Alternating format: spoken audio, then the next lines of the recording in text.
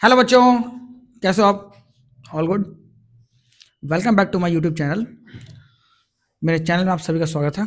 ठीक है, science corner with Shubham Vaish. तो बड़े साइंस को आप डिकोड कर रहे हैं हम लोग काफ़ी टाइम से। आई होप मेरी वीडियोस आप लोगों को पसंद आ रही है, राइट।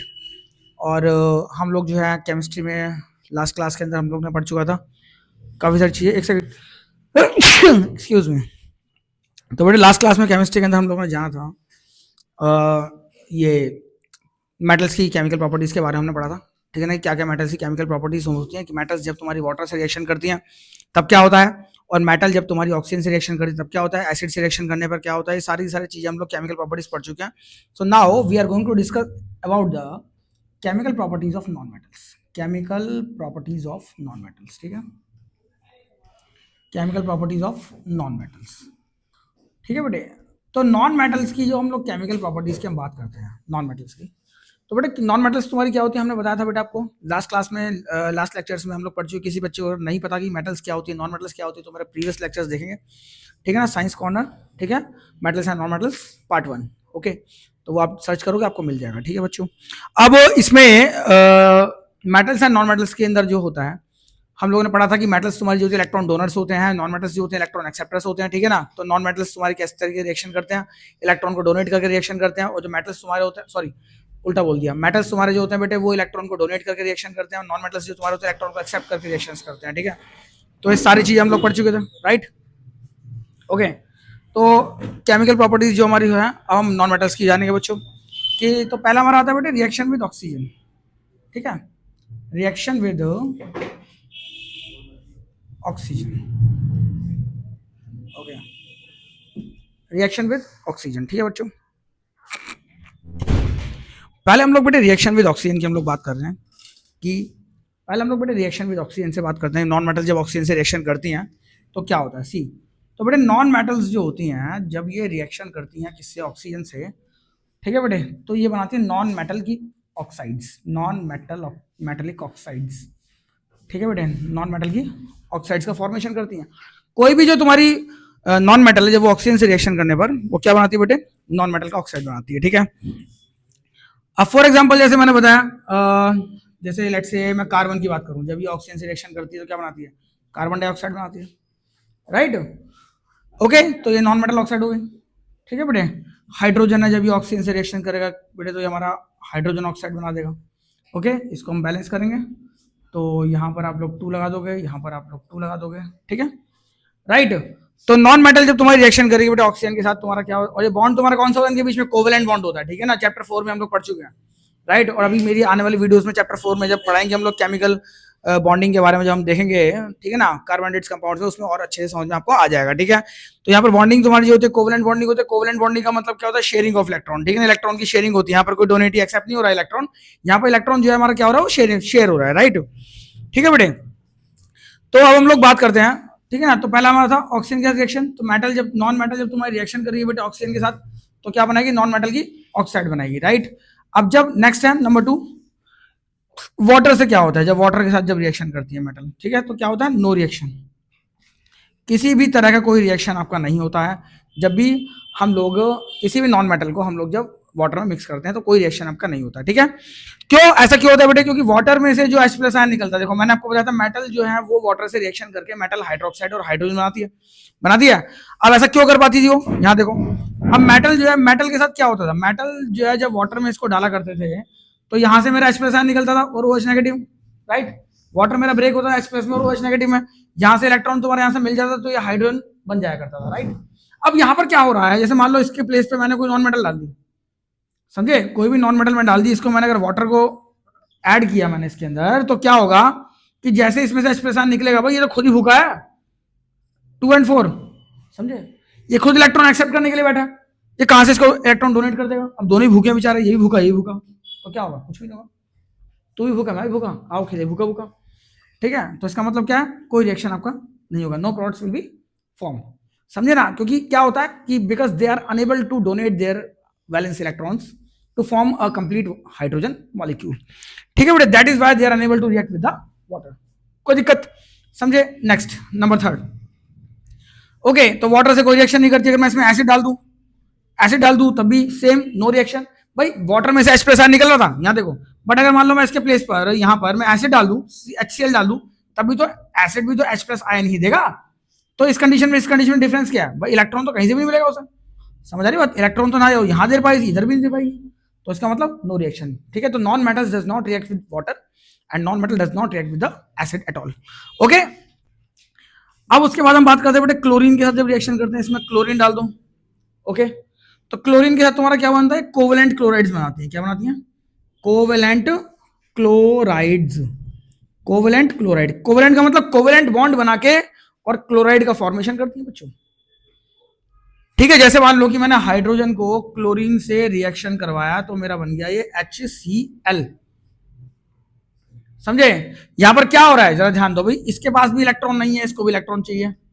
बोलो, क्लोरीन के आउटर शेल में 7 इलेक्ट्रॉन है, राइट। हाइड्रोजन के आउटर मोस्ट शेल में 1 इलेक्ट्रॉन है, राइट।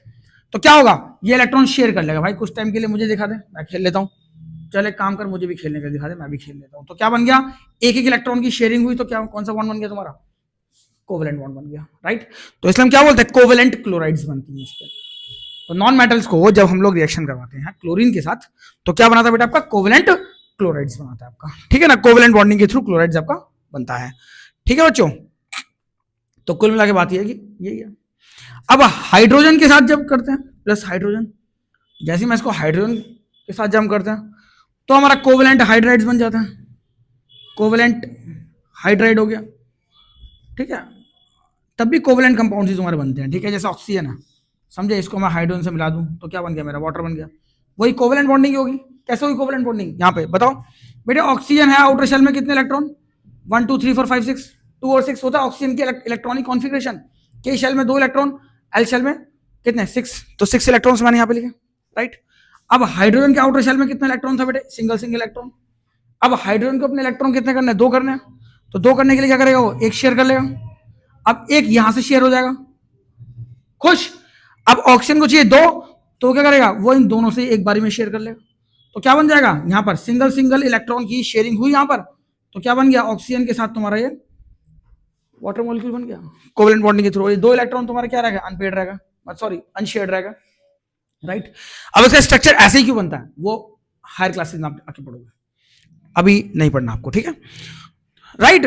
तो इस तरीके से कोवेलेंट बॉन्ड्स ही हमारे बनते हैं। तो बेसिकली जो होते हैं, सिंपल सी बात है, जिसके पास इलेक्ट्रॉन गेन डोनेट करने के लिए नहीं है, वो या तो इलेक्ट्रॉन गेन करना चाहेगा, राइट। इलेक्ट्रॉन गेन करना को अगर नहीं है तो इसका मतलब वो कोवेलेंट बॉन्डिंग करेगा, मतलब शेयरिंग ऑफ इलेक्ट्रॉन तुम्हारा करेगा। और ऐसा मानते हैं हम कि आप लोग चैप्टर 4 पढ़ चुके हो, बिकॉज हम यहाँ पे क्या कर रहे हैं? We are here for revision. Okay, ठीक है, revision for your board examination. ठीक है, तो यहाँ पर हम लोग बात कर रहे हैं, यही है और क्या। कार्बन डाइऑक्साइड, कार्बन जो है जब ऑक्सीजन से रिएक्शन करेगा तो क्या बन रहा है? Carbon dioxide. यहाँ भी कोवेलेंट बॉन्डिंग हो रही है, राइट। कैसे हो रही है कोवेलेंट बॉन्डिंग? कार्बन के आउटर शेल में 4 इलेक्ट्रॉन, बोलो बोलो बोलो। ऑक्सीजन के पास कितने इलेक्ट्रॉन है बेटे? 6 इलेक्ट्रॉन है ऑक्सीजन के पास। अब ऑक्सीजन क्या करेगा? इससे 2 इलेक्ट्रॉन लेकर क्या करेगा? अपने 8 कर लेगा। अब कार्बन के पास 4 इलेक्ट्रॉन था, ये 8 कैसे करेगा? 2 यहां से पकड़ेगा, 2 यहां से पकड़ेगा। ठीक है, अब यहाँ पे 2 इलेक्ट्रॉनों की शेयरिंग हुई है, तो क्या बन जाएगा तुम्हारा? कार्बन डाइऑक्साइड बन जाएगा। कोवेलेंट बॉन्डिंग की तो है, समझ आ रही बात? तो नॉन मेटल जो रिएक्शन करती हैं वो हमेशा या तो इलेक्ट्रॉन एक्सेप्ट करेंगी, और सेकंड ऑप्शन क्या है? इलेक्ट्रॉन को शेयर करने का। इलेक्ट्रॉन शेयरिंग करेंगी तो एक वर्ड आता है तुम्हारा कोवेलेंट, क्योंकि कोवेलेंट बॉन्ड की डेफिनेशन ही ये होती है, the bond formed by the sharing of electron between the 2 atoms. 2 atoms के बीच में जो इलेक्ट्रॉन शेयर होता है, उससे जो बॉन्ड फॉर्म होता है, उसको हम क्या बोलते हैं बेटे? कोवेलेंट बॉन्ड कहते हैं। ठीक है बच्चों, कोई दिक्कत इसके अंदर किसी तरीके की? कोई प्रॉब्लम अगर आए तो बेटे मुझे बताना जरूर कमेंट करके, ठीक है। और अगर सेशन पसंद आया तो बेटे लाइक शेयर जरूर करना। Thank you. समझ आया?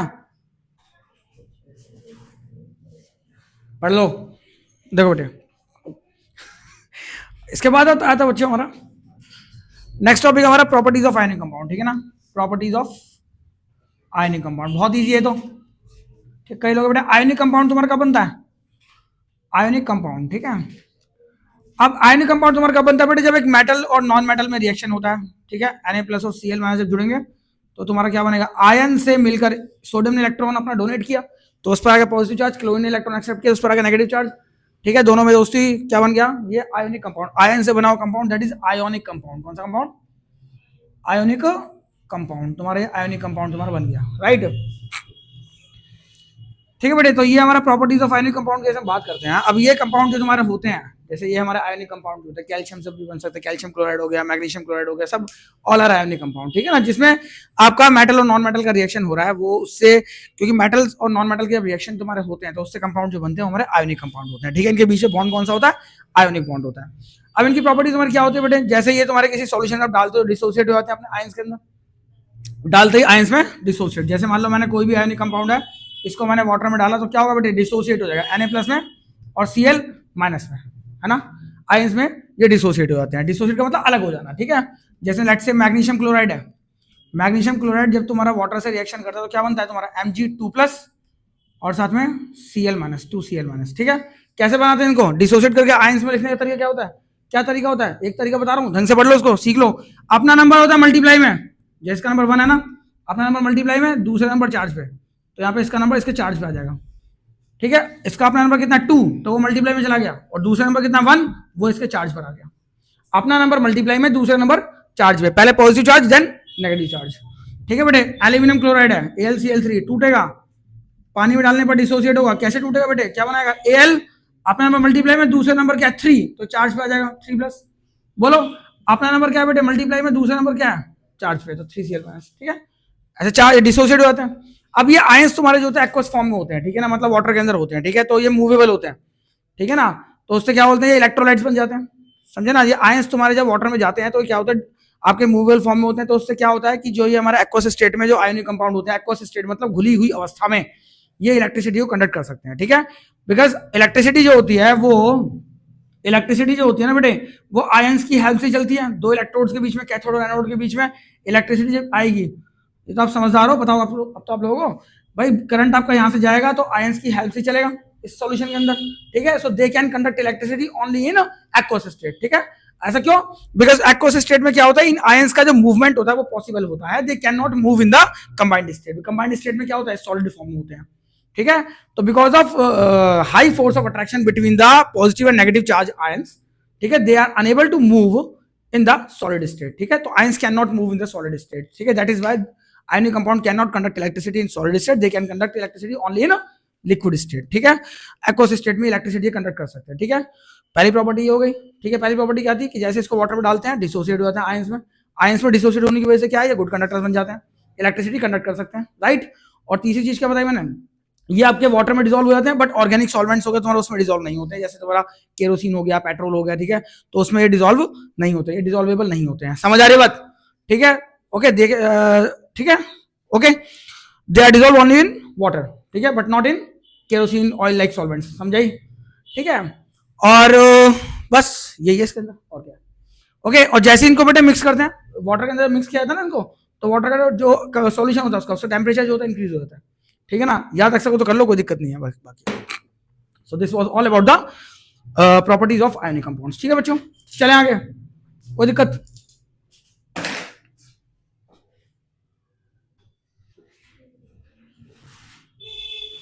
देखो बेटे, अब इसके बाद हमारा आता है बेटे रिएक्टिविटी सीरीज। रिएक्टिविटी सीरीज सी, जो रिएक्टिविटी सीरीज का मतलब होता है बेटे arrangement of metals according to their decreasing reactivity, the arrangement of metals, ठीक है, metals in the order of their decreasing reactivity, in the order of their decreasing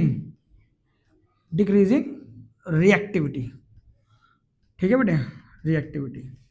तो मेटल्स जो होते हैं जब अपने डिक्रीजिंग, उनके रिएक्टिविटी के डिक्रीजिंग ऑर्डर में जब उन्हें अरेंज कर देते हैं हम लोग, तो वो हमारी क्या बन जाती है? रिएक्टिविटी सीरीज बन जाती है, ठीक है ना। कुछ नहीं है, इसको लर्न करना पड़ता है। सबसे ऊपर कौन सा आता है बेटे? पोटेशियम आता है, उसके बाद क्या आता है? सोडियम आता है, उसका क्या आता है?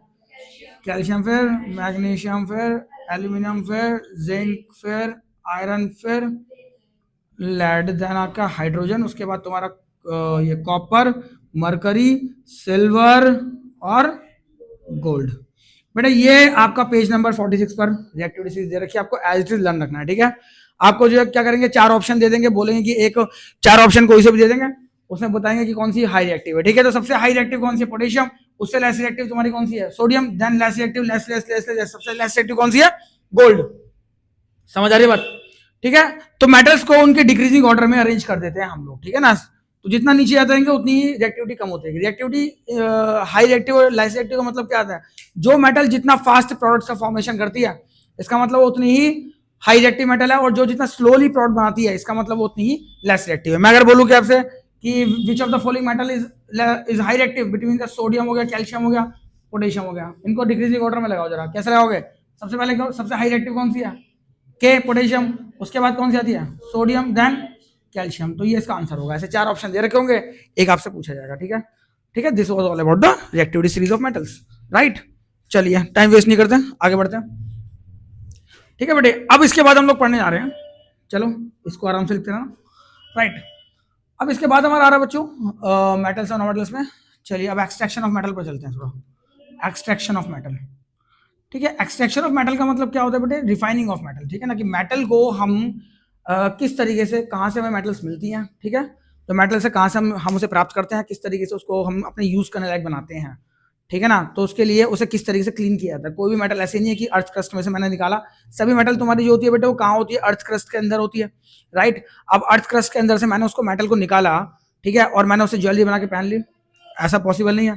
तो पहले मेटल को निकालते हैं हम लोग, उसे साफ करते हैं, छानते हैं, देन उसके बाद उसको हम यूज में लेकर के आते हैं। समझ आ रही है बात?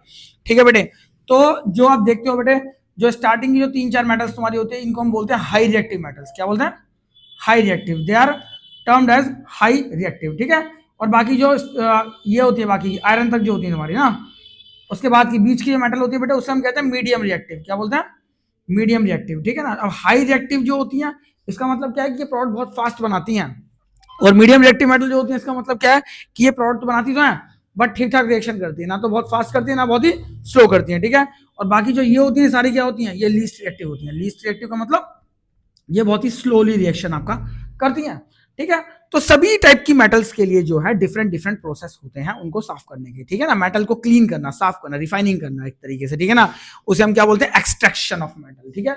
इसको हम सिंपल वर्ड में बात करें तो मेटलर्जी भी कहते हैं। क्या बोलते हैं? मेटलर्जी का मतलब ही होता है बेटे कि extraction of metal and use them profitably, ठीक है ना। मेटल्स को एक्सट्रैक्ट करके उनको अपने प्रॉफिट के लिए, अपने फायदे के लिए इस्तेमाल करना, दिस इज व्हाट मेटलर्जी, इस प्रोसेस को मेटलर्जी कहते हैं, ठीक है बेटे। अब मेटलर्जी में हम देखते हैं कि जो हमारी हाई रिएक्टिव मेटल्स के लिए क्या होता है, ठीक है।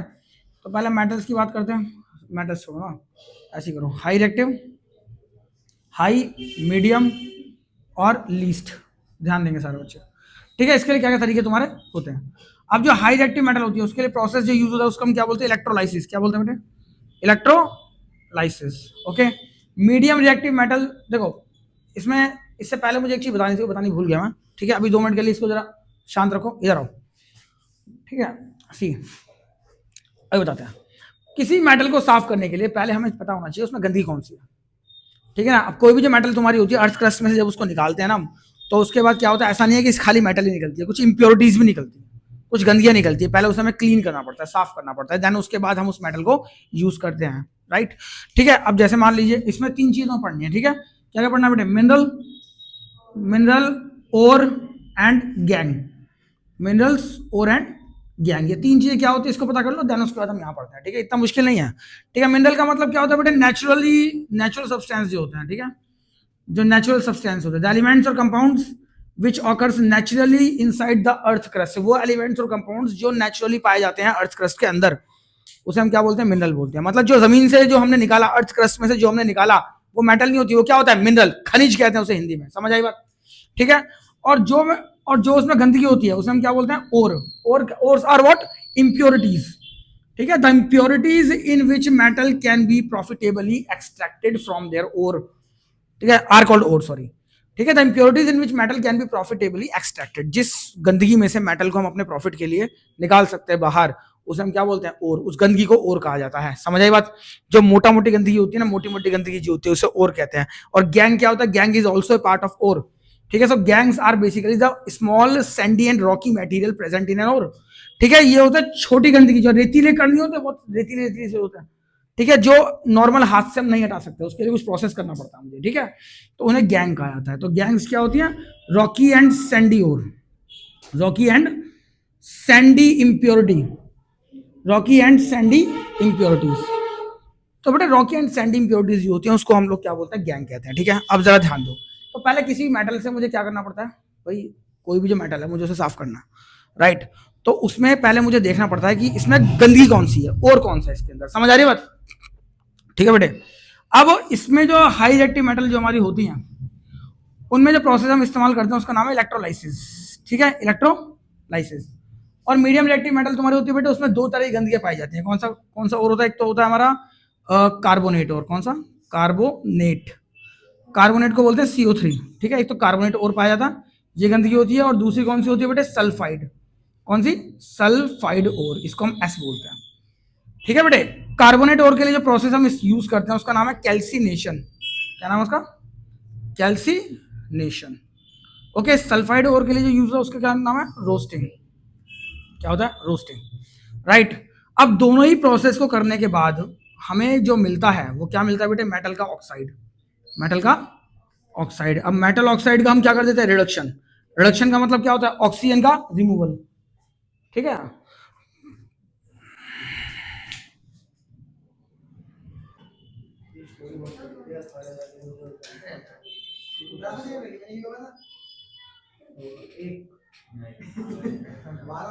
अबे आ क्यों रही यार?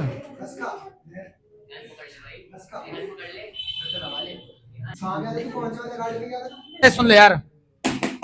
तो बेटा मेटल ऑक्साइड तुम्हारी बनती है। मेटल ऑक्साइड का रिडक्शन का मतलब क्या होता है कि मेटल ऑक्साइड का रिडक्शन जब हम लोग करते हैं तो रिडक्शन के बाद तुम्हारा क्या होता है कि ऑक्साइड हट जाता है, खाली खाली क्या मिल जाती है? हमारी मेटल। तो मेटल जो हमें मिलती है वो क्या होती है? प्योर मेटल होती है। क्या होती है? Pure metal. कोई दिक्कत? ठीक है बेटे, तो ये हमारी प्योर मेटल है, समझ आया? ठीक है, चलो। तो पहले हम लोग, और जो हमारी लीस्ट रिएक्टिव मेटल होती है, ध्यान देना, उसमें बेटे सल्फाइड और मिलता है। क्या मिलता है? सल्फाइड और। सल्फाइड और में क्या होता है? फिर रोस्टिंग इस्तेमाल होता है, रोस्टिंग से मेटल ऑक्साइड, मेटल ऑक्साइड से प्योर मेटल।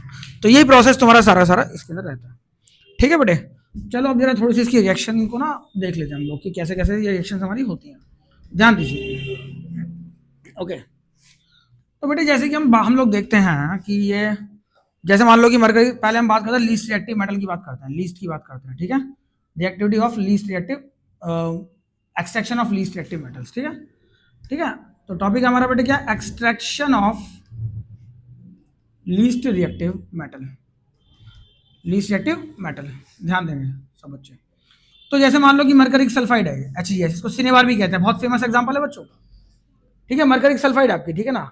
अब क्या करते हैं हम लोग इसको, जैसे कि इसको क्या किया हमने, देखो सी, कौन सा प्रोसेस यूज करेंगे? रोस्टिंग। रोस्टिंग का मतलब क्या होता है बेटे? Heating in the presence of air. दोनों केस में क्या होता है? गर्म करना होता है, हीटिंग करनी होती है, ठीक है। रोस्टिंग में भी और कैल्सिनेशन में भी, ठीक है। इसमें हम खुले में गर्म करते हैं। क्या?